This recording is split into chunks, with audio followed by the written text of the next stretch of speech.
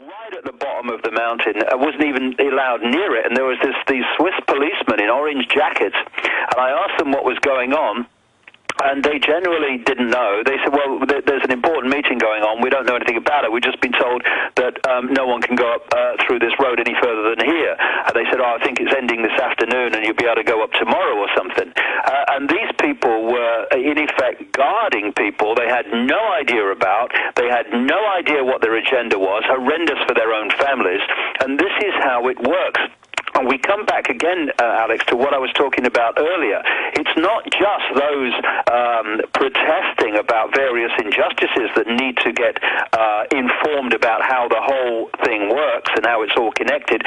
So do the people in dark suits and uniforms have to understand that they are cogs in a machine which is there to entrap their children and grandchildren, indeed in the timescale we're looking at, if we allow it to happen, even themselves, in an Orwellian global tyranny that would make, George Orwell kind of wince. And not only that, just look at Nazi Germany or communist Russia, Soviet Union, and then add some, and then some, and that's what you're looking at. Look at China, one of the blueprints for the global society tyranny they want. Singapore. Look at that. Then look your children in the eye, look yourself in the eye, and say, what am I doing? Absolutely. Contributing to this? People need to get conscious and make decisions and get out of denial, because it's all out in the open now. They just got people to commit to denial, and so people don't want to feel like they were conned, and so people are now buying into torture, secret arrest,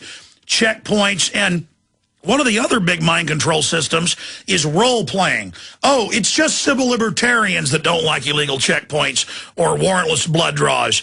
Oh, it's just activists that don't like these wars. Oh, it's just, well, I'm not an activist. Well, I'm not a...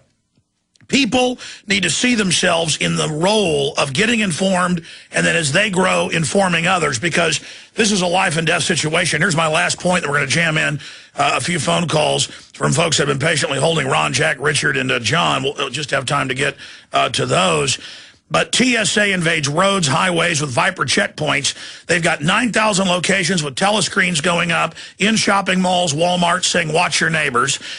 They're approaching every professional I know, my dad, doctors he knows, saying, spy on your neighbors for us, we're Homeland Security.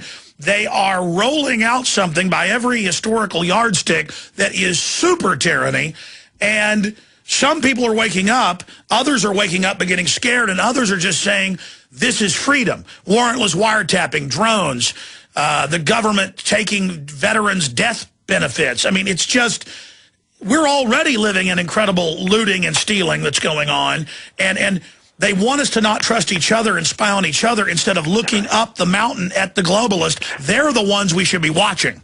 Exactly, and it's, we were talking about it just now. I call it labeling.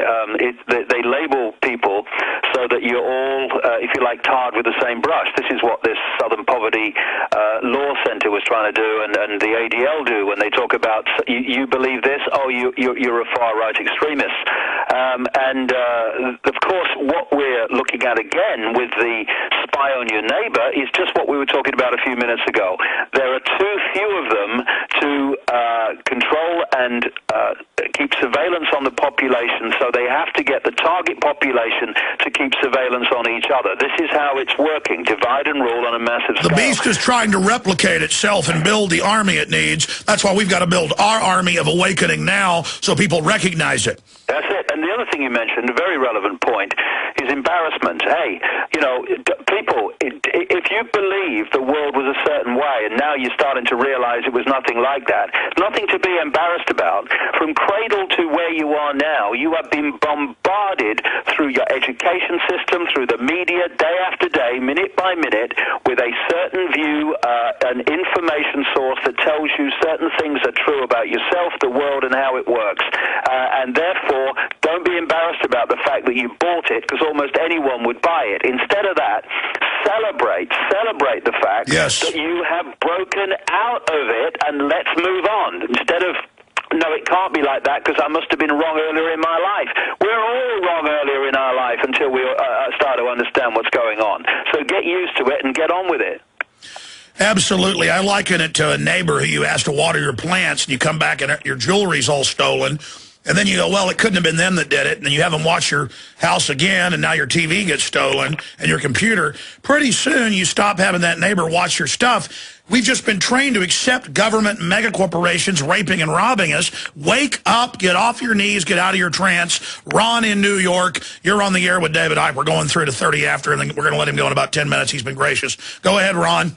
Good afternoon, gentlemen. My call today, and I'd like to get both of your opinions on this, deals with the mayor of New York City latest foray into intruding into Arizona with basically hired contract agents. Yeah, for those that don't know, they're going to gun shows, doing private sales, telling people, oh my gosh, we bought guns without a background, knowing that people don't know that it's legal to sell a gun to your neighbor. And what is Bloomberg getting ready to run for president doing? Suing gun manufacturers, going to Arizona, and I meant to get to that, I'm glad you brought it up, Ron, running around trying to take our guns. Please continue, Ron, but David, why do they want our guns so bad? Well, again, it seems to be a theme today. Shades of grey and being streetwise. Personally, I don't own guns. I don't want to own a gun and all the rest of it, and I don't want to resist with guns. I want to resist with non-violent mass non-cooperation to stop the system working. However, on another level, they know that there's lots of people that are quite okay with using guns to resist. And of course, if you want to take over from take over a country of people, then if they're not armed, from your point of view, that is much more, applicable or something you want rather than an armed. Let me throw this in because we're almost out of time. And I want Ron to be able to finish. But the point I'm making here, Alex, it's an important one. What I'm saying is, just because people in America, you may not believe in guns, you may not want people to have guns, and there are many people that believe that, and it's a legitimate view, just as having them is a legitimate view. Please see the shades of grey. Don't get caught in the debate of guns or no guns.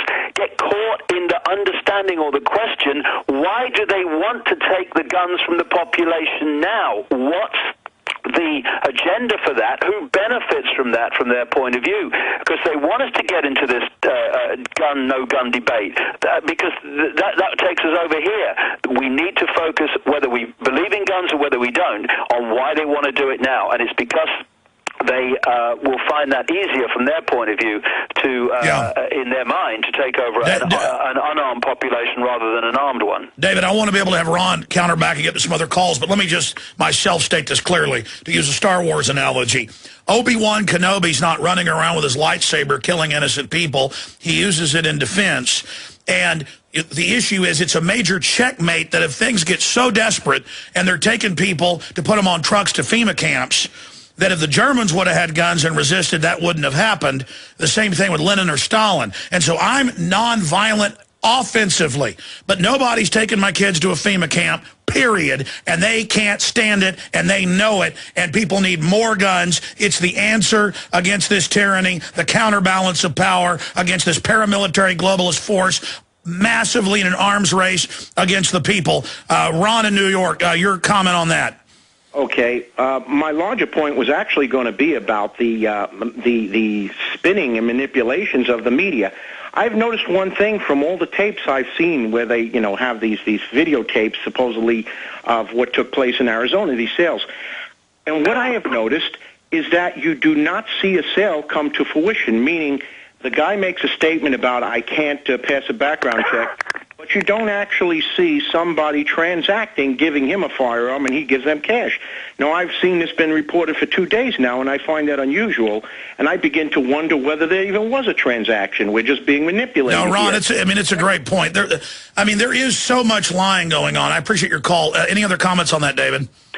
Well, I worked in the media for a long time, the BBC and newspapers and radio in Britain, and if anyone saw the inside of a mainstream newsroom in whatever form it is, paper, television, radio, they would never believe a word they read or heard in the media again, because if, you don't have to be intelligent. There are some intelligent journalists. You don't have to be. It's often a bad career move, and you certainly do not have to be informed. Some of the most uninformed people I've ever met have been professional journalists and professional politicians.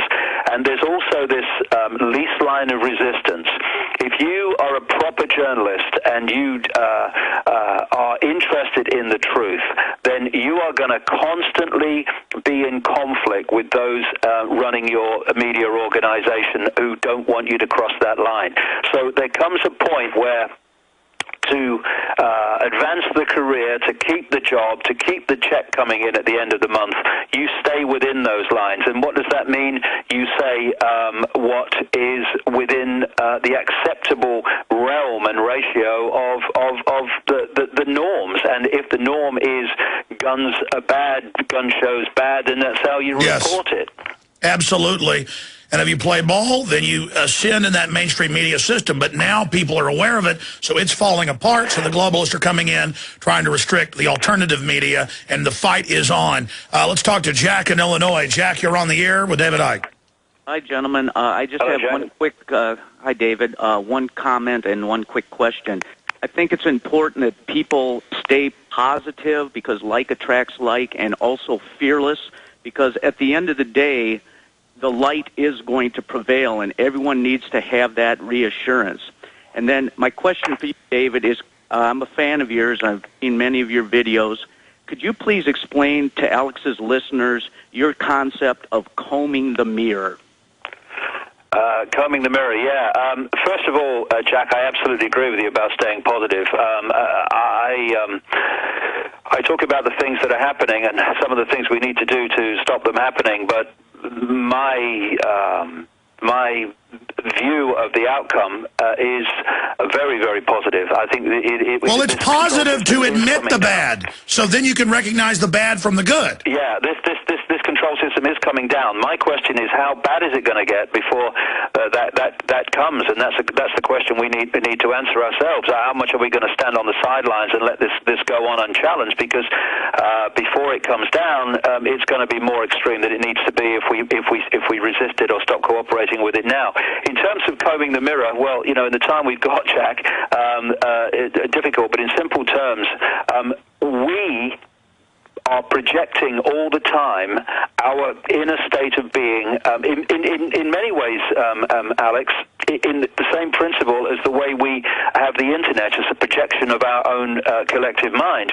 And therefore, if you look at it this way, the world that we experience is like a movie screen.